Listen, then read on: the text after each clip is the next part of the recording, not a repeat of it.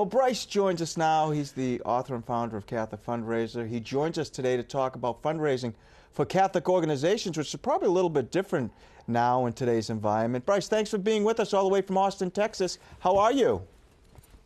I'm doing well. Thank you so much for this opportunity to be with you, Bishop, and Jay on your last Tuesday of This Is the Day. I'm very honored.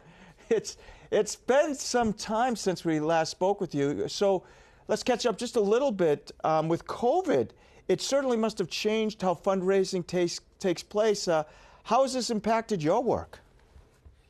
So my work has seen positive results, and that's because probably for the past 5 or 6 years, I've been telling people to take online donations more seriously. So COVID hit, and obviously it was detrimental in many, many ways.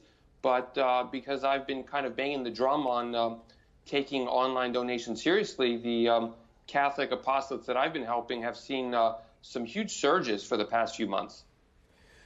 Bryce, on social media, you have some great little tidbits that you share about the saints and how holy people encourage fundraising. We're going to share some on screen, but how does this kind of support the mission of the Catholic Fundraiser by using social media? Because it can be very powerful, I know that.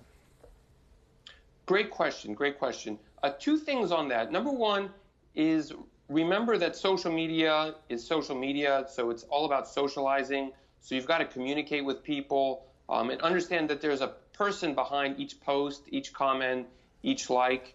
So first and foremost that. Secondly is don't always think of social media as a donation platform. What I mean taking seriously online donations, it's trying to find the way of asking the right way. And usually social media, direct asks are not the best way, but if you know how to communicate with people, and that's what I teach on my website, CatholicFundraiser.net, is how to do that. I mean, Catholics are looking to connect with Catholics on social media. So if you do that really well, you're planting the seed, as St. Paul said, to grow the plant, water, and allow things to grow. I always planting the seeds. What I have found, Bryce, in the past couple of months, which I found very interesting, is a lot of times people say, oh, well, the senior population, which I'm fastly joining, they're not on their computers. But I know for a fact that isn't right, just from our donations online, and also from when my parents were around. They learned how to use a computer so they could actually do things like that. Are we selling the seniors short in their ability to use online to donate? Great, absolutely. We're making a lot of assumptions about the older populations. They're on the internet. They're obviously using it a bit differently, but statistically, I believe 55 and above are actually on the internet more than young people. It's just that they're using it differently.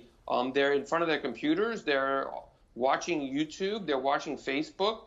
They might not be using Instagram as much, but they're on and they're engaging with Catholic apostolates. That's how you find them now. Bryce, there's a lot of truth to the fact that, or the statement, I should say, that people vote with their checkbooks or their credit cards. How does that play into your work, especially during this health crisis? Great question, Bishop. I always tell Catholic apostolates you need to do 2 things before you ask for a donation. Number one is you obviously have to get their attention, and that's the benefit of the internet and social media, is you can get the attention of tens, if not hundreds of thousands of people. The second thing that you've got to do is get their trust. And you get their trust by sharing your story over and over again on what you're doing and how you're spreading the gospel of our Lord Jesus Christ and the Catholic Church around either the community, the state, the nation. And it's through those 2 things that you're planting the seeds to get donations. So if you're doing those 2 things, and obviously you learn how to ask correctly, there are a lot of things that you shouldn't be doing when asking. But for the most part, if you do 1, 2, get their attention, build that trust, asking for a donation is much, much more effective. Where can people find some of your resources, like the ebook 10 Commandments of Catholic Fundraising and the Catholic Fundraising Mentoring Program? Everything is on my website, CatholicFundraiser.net, and I have a guide called The 10 Commandments to Catholic Fundraising. And everything that I do with fundraising is in the perspective of the Catholic faith. I'm not your typical Catholic fundraiser.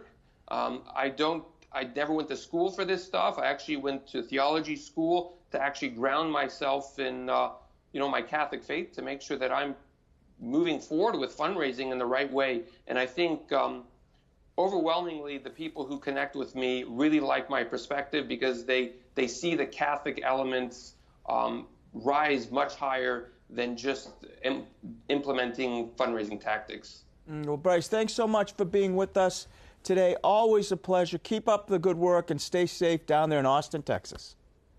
Thank you so much, and happy birthday to my lovely wife. I love you very much, and thank you. She's a real blessing to me in my life. So, what's her first name? Happy birthday, Megan. Megan. Megan, happy birthday. Happy birthday. All right, Bryce, have a great day.